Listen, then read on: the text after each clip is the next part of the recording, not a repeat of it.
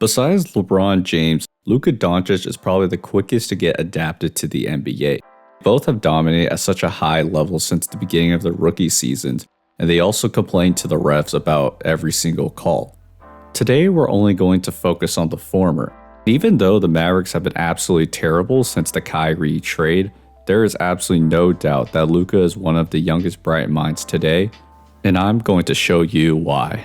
So on this first pick and roll, you're going to see Luka reading Draymond.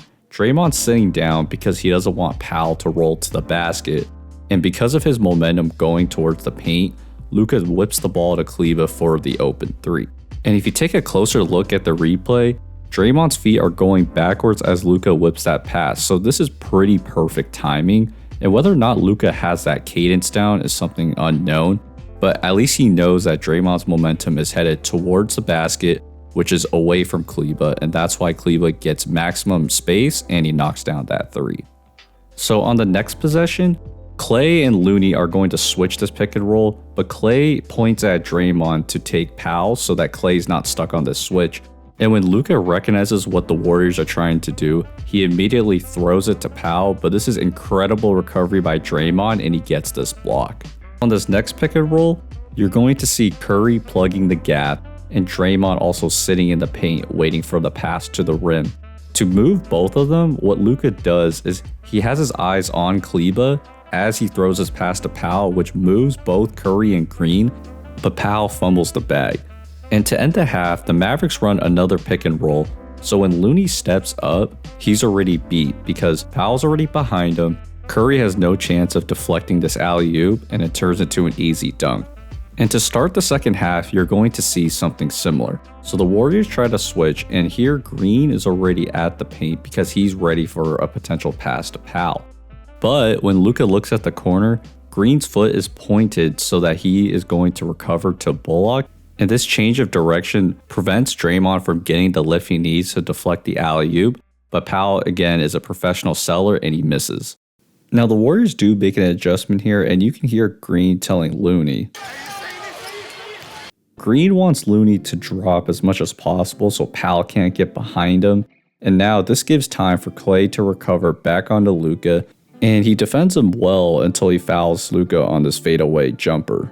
The Warriors also decided to switch Looney onto Luka at times, and here he does a pretty good job as he forces Luka into a tough step back jumper. But I like how Luka adjusted the next time down. So Looney switches onto him and he sees Powell and Clay hugged up together, so he uses that as a natural pick and that helps him get to the basket. Besides how Luka operates the pick and roll, one of the things that really stood out was how comfortable he is attracting double teams. Luka's on the wing and the Warriors are playing this overload defense where they basically have two people spying on Luka. And in this position, there's not really an available pass because the other help defenders are zoning up on the other shooters. So in order to move the defense, what Luka does is he first attracts Green, and at this point you think he looks trapped. But what he does then is he jumps and he looks at the corner to move Klay Thompson and he dumps it inside to Powell for the easy layup. And you can see Draymond being really mad about this because Klay is not supposed to move, which makes guarding Luka so difficult because you really have to understand your defensive responsibilities. The Warriors try this in the third quarter again, and Draymond tells DiVincenzo to, which basically means double. Luka recognizes that and makes a move, and I like how he's patient enough to wait for Bullock to go to the corner and he knocks down this three. But in general, the Warriors have had a lot of success with this overload defense, especially against really good wing scorers. And it's because they often want one-on-one matchups in space to find a great place to shoot it. But when you have two or three people always spying on you, it's really hard to find that space, and you're often going to end up taking a heavily contested shot, and it's not a surprise that Luka's son also struggles with this defense. Compare that to here where the Warriors are overloading again, but Luka works himself into this double team and he finds Hardy for the wide open three. Now in terms of Luka's scoring, one of the things I've always been curious about is how he's able to always get to the basket. And when I watched him a little bit more, what I realized is that he tends to use his left arm to protect himself on any single drive. So when he makes his move to the basket, he tends to put his left arm against the defender, which cuts them off and forces them to guard Luka from the side. For example, on this pick and roll, Luka's driving against Trey Murphy and he first uses his left arm to shed him off so that he can't get back in front. Once he jump stops, Trey Murphy's on his side and he uses his left arm to get some separation and he knocks down this little floater. And when he uses this technique, this puts the defender in such a big predicament because there's not really much they can do. If your arms are down, then Luka will try to draw a foul against you.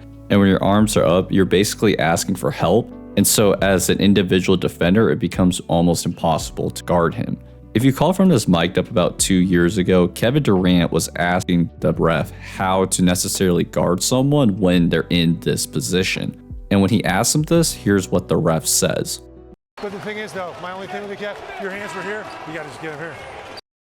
And as you can see from these clips, when you have your hands up, it's really hard to affect Luka, which makes this mildly infuriating, but that's why it's an offensive league. The last thing that I really wanted to touch on was his step back.